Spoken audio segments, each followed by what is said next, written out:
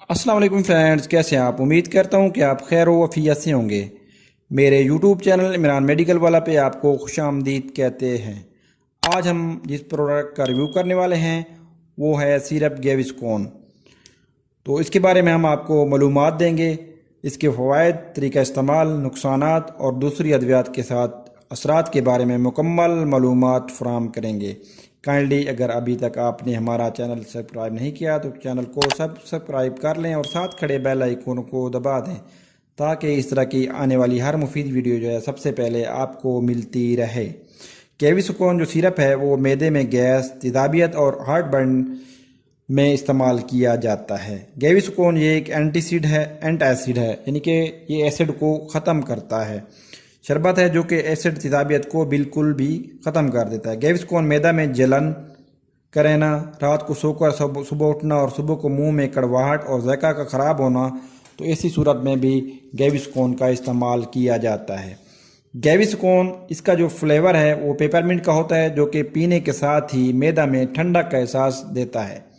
گیوسکون فوری طور پر اثر کرنا شروع کر دیتا ہے۔ گیوسکون کھانا کھانے کے بعد ہونے والی بوجھل طبیعت میں بھی اس کا استعمال کیا جاتا ہے۔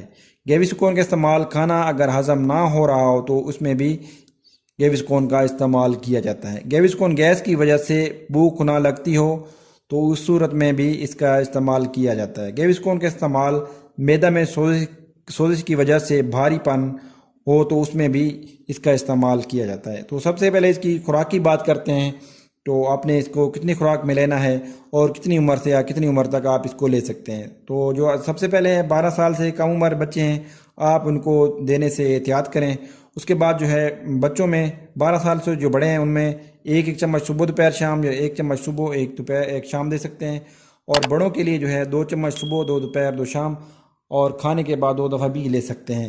وہ آپ کی طبیعت پہ ڈیپینڈ کرتا ہے کہ جتنی آپ کی طبیعت کا خراب ہو۔ اس کے بعد جو ہے اس کا استعمال جو ہے کھانے کے بعد کیا جاتا ہے۔ اس کے بعد جو ہے اس کی سائیڈ افیکٹ کی بات کریں، یعنی کہ مضر اثرات کی، تو قبض اس سے ہو سکتی ہے، اسہال ہو سکتے ہیں، سیاہ پخانہ آ سکتا ہے، متلی ہو سکتی ہے، قے اس سے ہو سکتی ہے، کھجلی، داغ دھبے، خارش وغیرہ ہو سکتی ہے، اور پٹھوں کی کمزوری بھی ہو سکتی ہے۔ تو اس کے بعد جو ہے ممانعت کی بات کریں تو بچوں کو بالکل بھی استعمال نہ کریں، حاملہ عورتوں کو اور گردوں کے امراض میں مبتلا مریضوں کو اس کا استعمال بالکل بھی نہ کریں۔ دوا کو ڈاکٹر کی ہدایت کے مطابق استعمال کریں۔